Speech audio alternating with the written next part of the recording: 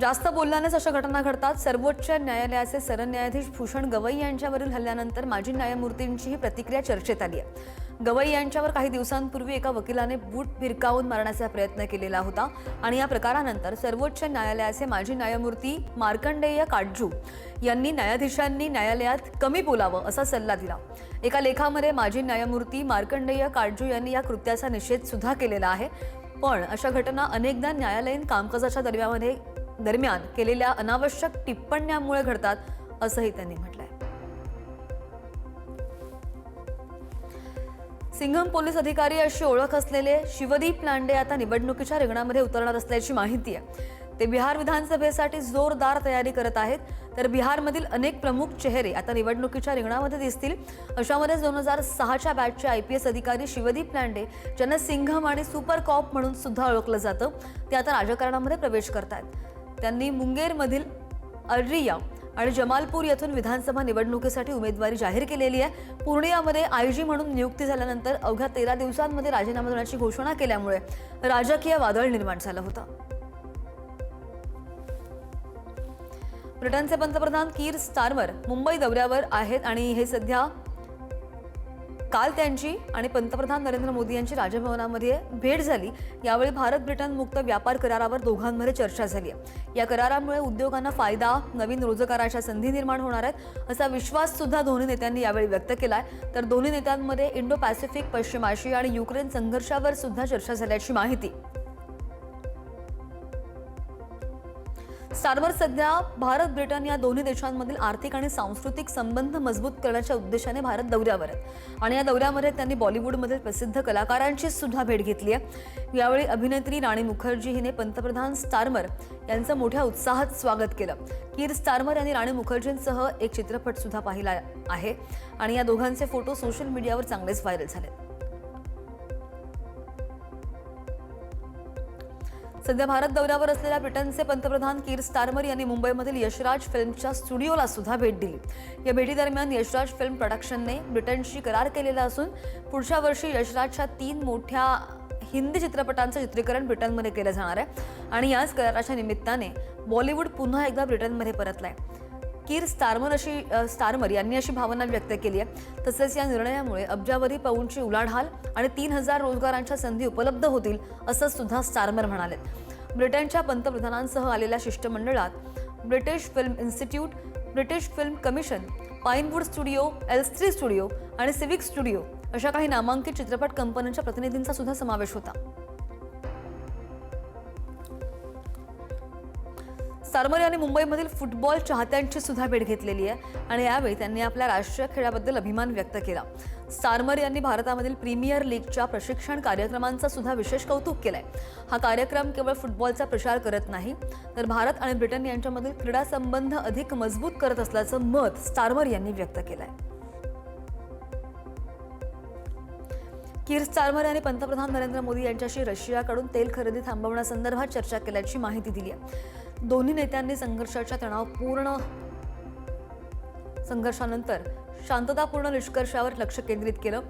Shadow fleet आणि coalition of the willing या संदर्भातील उपाययोजना चर्चेत मांडल्या गेल्याचे स्टारमर यांनी सांगितलं।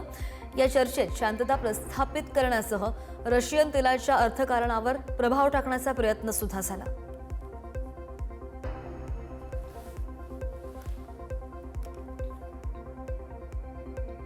पंतप्रधान मोदी आणि ब्रिटनचे पंतप्रधान स्टारमर यांनी मुंबईमध्ये UKमधील विद्यापीठांच्या कुलगुरूंची विशेष भेट घेतली।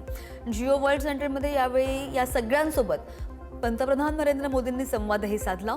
भारत आणि UK यांच्यामधील शिक्षण आणि कौशल्य विकासाच्या क्षेत्रामध्ये सहकार्य वाढवण्यासाठी ही भेट अत्यंत महत्त्वाची मानली जाते।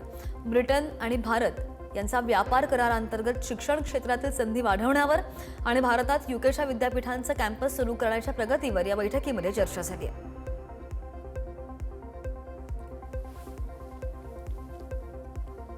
पंतप्रधान नरेंद्र मोदी आणि ब्रिटनचे पंतप्रधान कीर स्टारमर यांच्यामध्ये मुंबईमध्ये झालेल्या बैठकीमध्ये खलिस्तानी अतिरेकी मुद्द्यांवर सखोल चर्चा झाली आहे। पंतप्रधान मोदींनी लोकशाही समाजामध्ये कट्टरतावाद आणि हिंसेला थारा न देण्याचा संदेश दिला, तर दोन्ही देशांनी कायदेशीर चौकटीमध्ये कारवाईची गरज मान्य केल्याची माहिती भारताचे परराष्ट्र सचिव विक्रम मिस्त्री यांनी दिली आहे। याशिवाय भारताच्या संयुक्त राष्ट्र सुरक्षा परिषदेमध्ये कायमस्वरूपी सदस्यत्वाच्या मागणीला यूकेनं पाठिंबा दर्शवल्याचं सुद्धा मिस्त्रींनी स्पष्ट केलं आहे।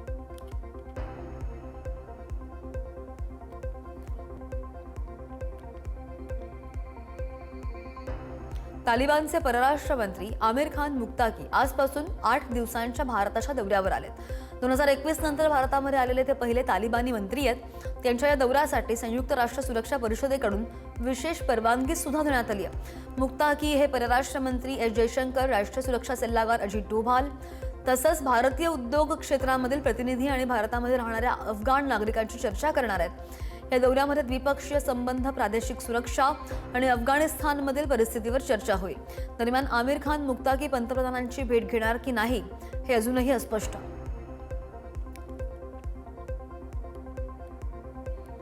इयत्ता 9वी पासून नव्हे तर लहान वयापासूनच मुलांना लैंगिक शिक्षण दिलं पाहिजे असं निरीक्षण सर्वोच्च न्यायालयानं नोंदवलेलं आहे।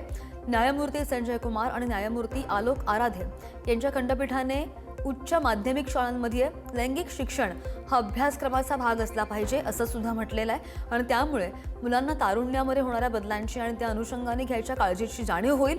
संबंधित अधिकाऱ्यांनी विचार करून सुधारणात्मक उपाययोजना करणं गरजेचं आहे।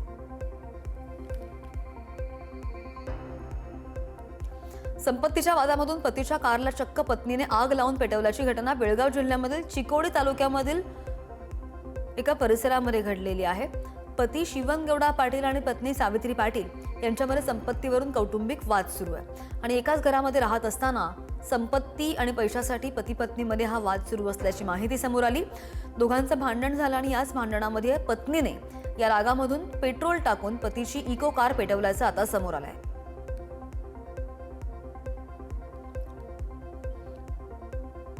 बिहार विधानसभा निवडणुकीचा बिगुल वाजलेला आहे आणि त्यामुळे बिहारमध्ये विधानसभा निवडणुकीची सगळीकडे राजकीय पक्षांनी जोरदार तयारी सुद्धा सुरू केली आहे। नितीश कुमार, तेजस्वी यादव, प्रशांत किशोर, चिराग पासवान, राहुल गांधी यांच्यासह अनेक नेते निवडणुकांच्या अनुषंगाने मोठ्या घोषणा करतायत। आता आरजेडीचे नेते आणि बिहारचे माजी उपमुख्यमंत्री तेजस्वी यादव यांनी सुद्धा एक मोठी घोषणा केली आहे। बिहारमध्ये तेजस्वी यादव यांचं सरकार आल्यानंतर पहिल्या 20 दिवसांमध्ये प्रत्येक घरात एक सरकारी नोकरी देण्याच्या संदर्भातील कायदा करणार असल्याची घोषणा तेजस्वी यादव यांनी केली आहे। दक्षिण काश्मीरमधील कोकेरनागच्या वरच्या भागामध्ये दहशतवाद विरोधी कारवाई दरम्यान बेपत्ता झालेला एका पॅरा कमांडोचा मृतदेह सापडला आहे। शोध मोहीम झाली आणि या शोध मोहिमेदरम्यान मृतदेहाच्या पाठीवर एक बॅग, एक सर्व्हिस शस्त्र आढळून आलंय। मृत सैनिकाची ओळख अजूनही अधिकृतपणे जाहीर करण्यात आलेली नाही, तर दुसऱ्या बेपत्ता सैनिकाचा शोध घेण्यासाठी अजूनही शोध मोहीम सुरू आहे। खराब हवामान आणि कठीण भूभाग असूनही संयुक्त सैन्य आणि पोलीस पथकं काम करत असल्याचं अधिकाऱ्यांनी सांगितलेलं आहे। शोधकार्य तीव्र करण्यासाठी हेलिकॉप्टर्स आणि ड्रोन्सचा सुद्धा वापर केला जातोय।